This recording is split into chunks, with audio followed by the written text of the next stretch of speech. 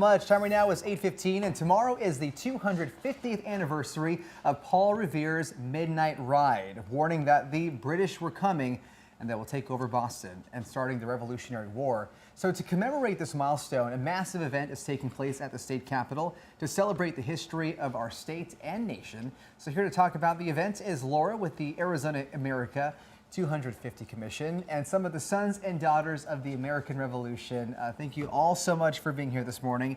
This takes me back to 5th grade where we learned about this, and I think I saw a video where we saw Paul Revere riding on a horse saying, "The British are coming, the British are coming." So this commemorates that. Yeah, absolutely. This is a national initiative, so we're going to see lights displayed all over the country, including on all 7 Hawaiian islands. Now, we're proud to say that Arizona's is one of the biggest, certainly the biggest this side of the Mississippi. Boston's going to give us a run for our money. So doors open at 5:30. We're going to have over 20 exhibitors, veteran services, community engagement. We'll have libraries and archives there to showcase Arizona history. And speaking of Arizona history, we want to show what life was like here in 1776. So we'll have traditional basketry, adobe brick making. Then the program begins at 6:30. We'll have remarks from Governor Katie Hobbs, Secretary of State Adrian Fontes, State Senate President Warren Peterson. We'll have live performances. We have music from the Phoenix Symphony Quartet as well as One Way Sky. We're really excited about that. And this all culminates in a recreation of Paul Revere's ride from the Prescott Rodeo. And then that will cue up 2 big spotlights, one on the roof of the House, one on the roof of the Senate.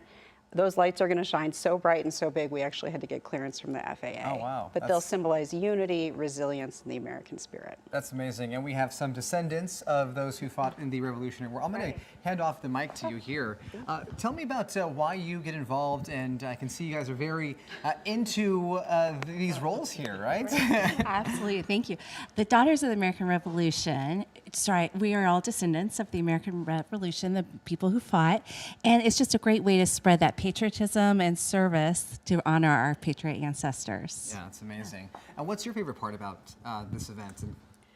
I just love sharing the history, and I'm so proud to be a daughter of the American Revolution that I could prove my ancestry, and I believe in everything that the daughters support.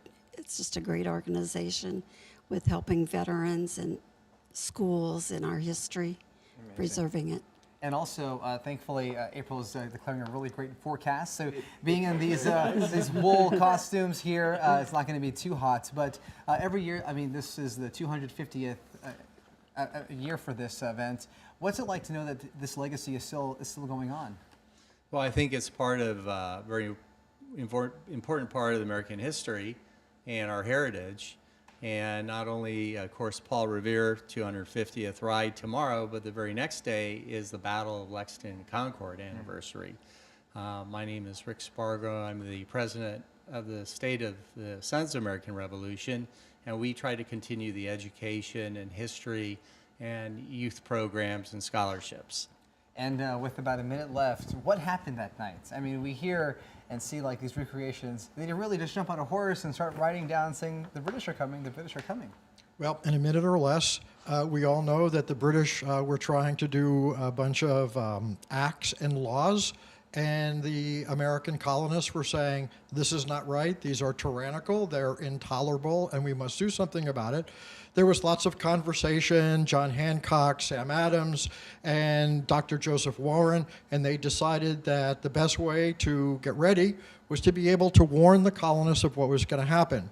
And General Gage got orders from Lord Dartmouth, and they were sent out to Concord to be able to confiscate all of the colonial arms and ammunitions and cannon and gunpowder. And Joseph Warren said to Paul Revere and a couple of other people, get on your horses and warn the community, and 1 if by land, 2 if by sea, where the British are going to be coming. And then Paul Revere got on his horse on April 18th and started to ride 16 miles from Boston to Lexington and Concord.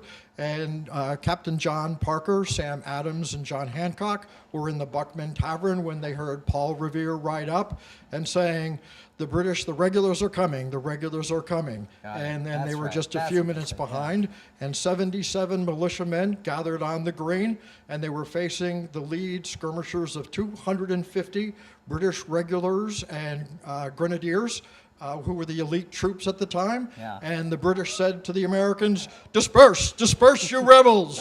And Captain John Parker said, if it be war, let it begin here. Wow. No one knows who fired the first shot, and the rest is history for the soul of America. Quite the actor. You brought history to life this morning on Good Morning Arizona. Thank you all so much. Again, the event happening tomorrow at the state capitol starts at 5:30 and goes until 9. Thank you all so much for being here.